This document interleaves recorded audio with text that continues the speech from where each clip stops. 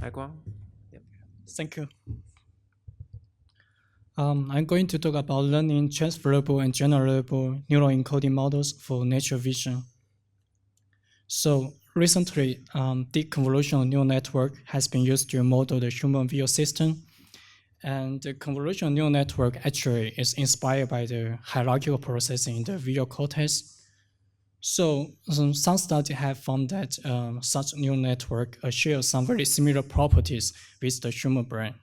For example, the study by the Courage Squad, they found that the representational similarity between visual objects in the visual cortex is similar to that in the deep convolutional neural network.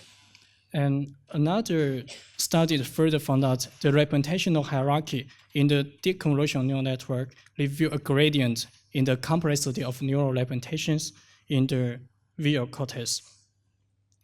So it also proposed that the hierarchical computation in the convolutional neural network is similar to the feed-forward processing in the visual cortex. So in our recent study, we used the convolutional neural network to build neural encoding models to predict the brain activity when subjects are watching natural videos. Basically, the neural encoding models use the neural network to extract hierarchical visual features and followed by the dimension reduction and fit into the linear response model to predict the brain activity at every brain locations. Here shows the prediction accuracy. As you can see, the encoding model can predict the brain activity in almost the entire visual cortex, and it has a pretty high prediction accuracy.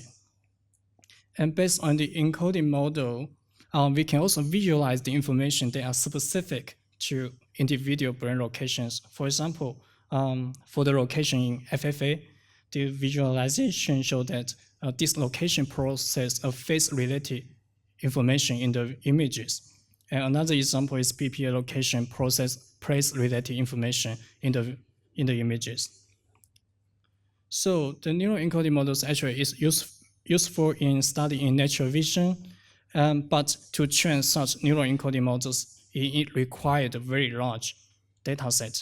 So here we show that even we trained, we use 10 hours video fMRI data to train the encoding model, it is still not enough. So to adjust, it is almost impossible for us to acquire very large data set for a single subject, especially for kids and patients.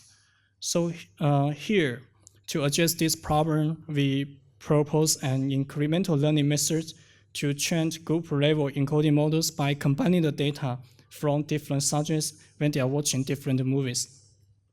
And we also propose a transfer learning method that can transfer the encoding model from other subjects to the new subject. And the transfer learning is useful to train subject-specific encoding model, and it requires much fewer training data. To evaluate the proposed methods, we collect more than 40 hours fMRI data from the human subjects when they are watching the natural videos. And the video fMRI data set is used for training and testing the neural encoding model. So basically, the neural encoding models include two parts. The first part is the feature extraction. And it uses the neural network to extract the hierarchical features from the video stream, and then followed by a dimension reduction. So this part is assumed to be common for all subjects. The second part is the linear response model. It maps the features extracted from the video to predict the brain activity. And this part is specific to subjects. So it requires subject-specific data to train. Here, instead of only using the subject-specific data to train the linear response model, here we propose using the transfer learning. The basic idea is that if we have a pre-trained model from other subjects, we can use it as a prior information, and then using the Bayesian inferences to combine the prior information and the subject-specific data to train the encoding model for the new subject. In mathematics, the prior distribution of the model parameters will follow a Gaussian distribution, and its mean is proportional to the prior model. For the subject-specific data, it includes the Gaussian noise. So by using Bayesian method, we can estimate model parameters by maximizing the posterior probability. So in experiments, we use 60-minute video fMRI dataset to train the neural encoding models. For comparison, we first train the encoding model only using the subject surfaces data without using any prior information. And here it shows the prediction accuracy. The performance, it is not that good. So using transfer learning method, we can see that the transfer model is perform much better. And here shows the histograms of the prediction accuracies. You can see that the transfer learning can predict more brain locations and has higher prediction accuracies. We also evaluate these two models by using larger training size, but we found that the transfer learning is more powerful, especially when the training data is limited.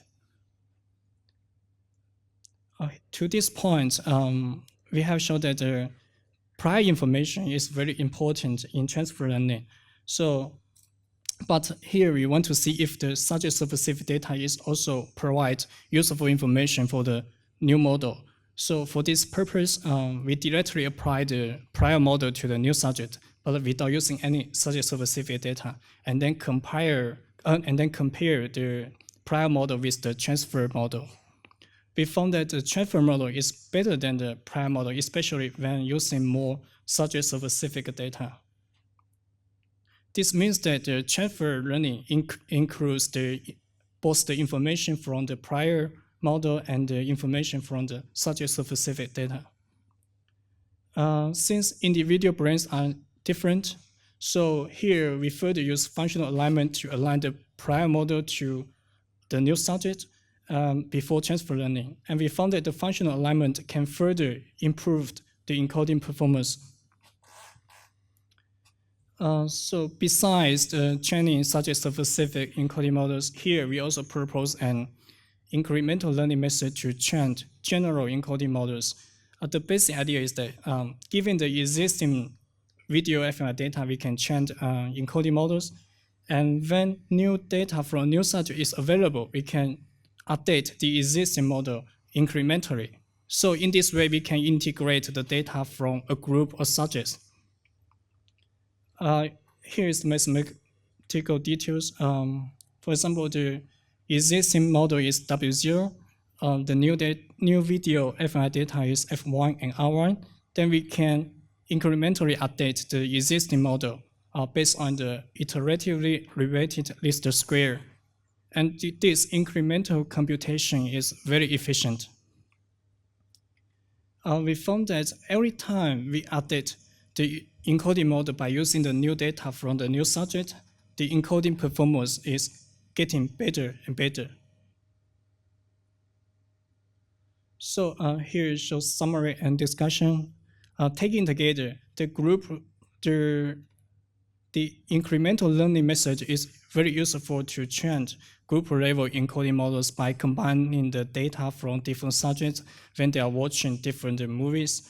And so in this sense that the incremental learning is will be useful for integrating the big data from different sources.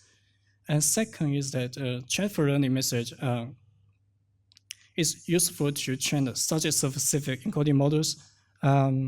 In this sense, it will be also useful to study the individual differences between different subjects.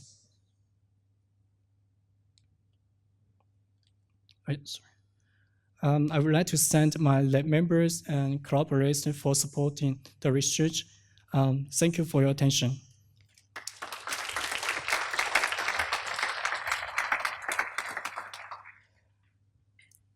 Questions?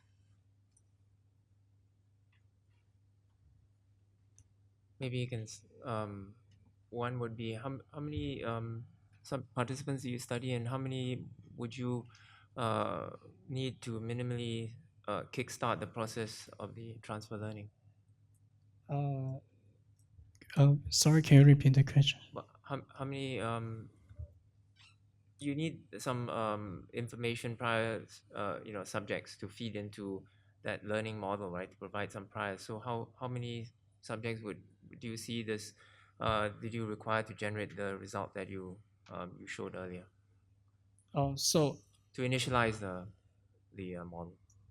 Uh, so for the transfer learning, what we need is a prior model that is powerful enough, and that we can use the model to change a new model for the new subject. So we try this in the result show that we try this in 3 different subjects, and the prior model is by trained using the 10-hour video FMI data set, and we use the cross validation. For example, you use another prior to train the encoding model for one subject, and then using the prior for other subjects to train.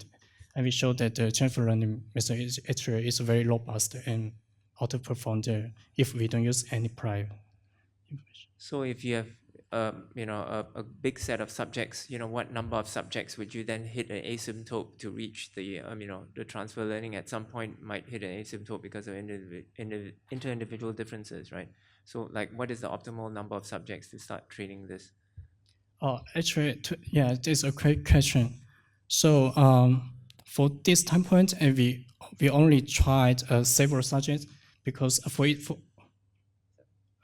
tried Three. because for each subject we create more than 10 hours. It takes some time to create the data, so we are still creating the data. But in theory, the incremental learning will converge as we get in more and more data. Thank you. Okay, thank you.